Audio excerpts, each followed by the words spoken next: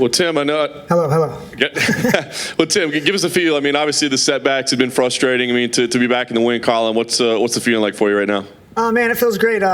Winning is everything in this sport. Winning is not everything in this sport. More than anything, it's for me to go out there and have a good time. It's a lot easier to have fun when you are winning. But again, I feel like I got in my element again tonight. I'm back to having fun. I haven't had this much fun in fighting since the UFC cut me the first time, and I got to go in Titan. I had 3 really good opponents in Titan, and I just felt like I had nothing to lose and everything to gain.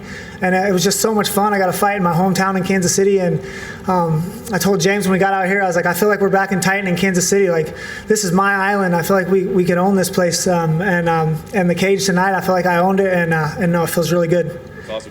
Was that something about the mind? I mean, you talked about having a different mindset, changing up the camp and all that. Do you think that is what contributed to you being able to have that mindset tonight? Yeah, for sure. I got to the point to where it was feeling like a job. I just moved into a new house in Kansas City, me and my girlfriend Gina Mazzani, and I've just been in such a comfort zone out there in my little bubble, and it's so comforting and it's so safe. And I wasn't winning fights in that safe environment, and it was good to get back and get back to my living that fighter lifestyle where, I drove to Kansas City. I was sleeping on somebody else's house. I was 5 minutes away from the gym. I was in the gym all day again, and it's somebody else's gym at that. So I was just the guy. I was living that fighter lifestyle, like the guys living on people's couches and training hard. And I mean, it felt good. It felt good to be back to living that grind again and out of that comfort zone.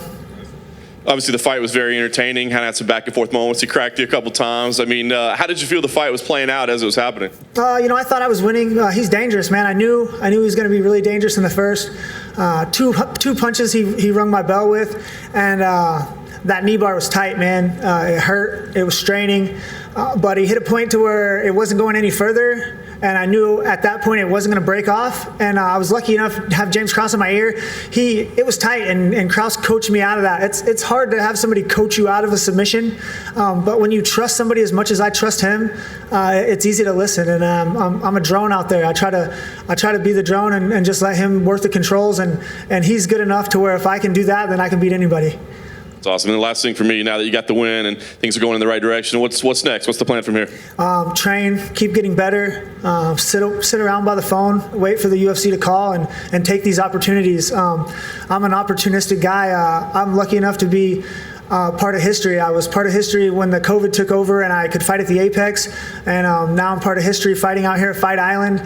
And I'm never going to regret the losses that I take, but I knew if I didn't take these opportunities that I would regret that. And that's one way to get the UFC to not like you is to not answer their call. And that's one of the reasons why they keep me around. They know when they ring my number that I'm going to answer, and I'm going to accept whatever they offer, whatever pay they offer, whatever opponent they offer, whatever location they offer. I'm the guy that's going to take what he gets, and win, lose, or draw, I'm going to show up, I'm going to make weight, and I'm going to be a professional.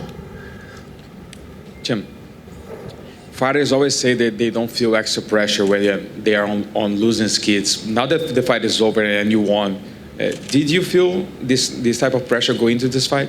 No more than my last fight. My fight against Brandon Royval was the highest pressure fight that I ever had.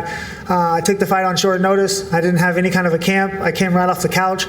I was fighting a kid who's young, hungry. It was his first fight in the UFC. He had everything to gain. I had everything to lose. And, he came out and got the win. Hats off to him.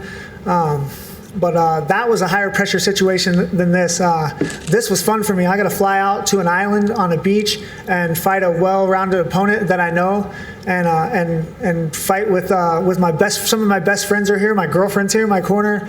I couldn't be happier. This is a vacation for me. I gotta come to a beautiful spot I've never been before with some of my best friends and do something that I love, which is fight. Fans love you because win or lose, you always entertain.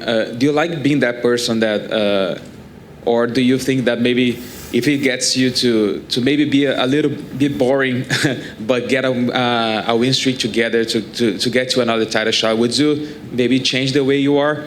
Yeah, I'm changing every day. I don't know about being more boring, but it's funny you said that with my coach.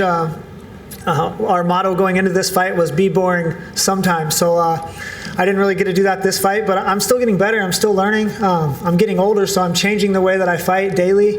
And I had 2 weeks back in Kansas City with James Krause.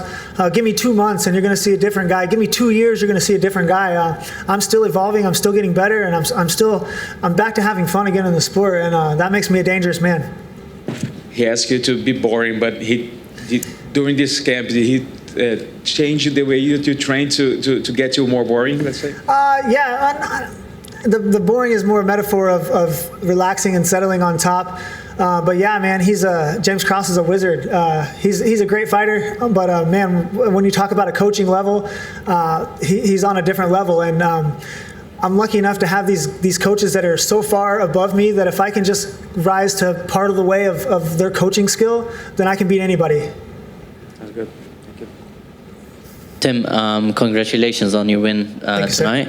I just want to ask you, when you first heard about Fight Island and you finally came here, is it what you imagined it would be? How was your experience so far and so on? So as soon as I heard about it, I knew that I wanted to be a part of it. I knew that I was going to be a part of it. And it's everything that I expected. I have never been to this part of the world before, and it's not just beautiful and amazing, but the people here are so nice. The people working at the hotel are amazing. The people serving the food are so accommodating. Everybody is smiling. The poor people are wearing full hazmat suits, and they're still laughing and joking around. I'm from the Midwest, so it's all yes, sir, and thank you, ma'am, and people are happy. But when I go out to Las Vegas, it's not all like that. In Las Vegas and Californians, they're not really like that. But the people here, the food here, the sights here, everything has been it's been really amazing. And being a kid from a small town in Kansas, this is a dream come true for me.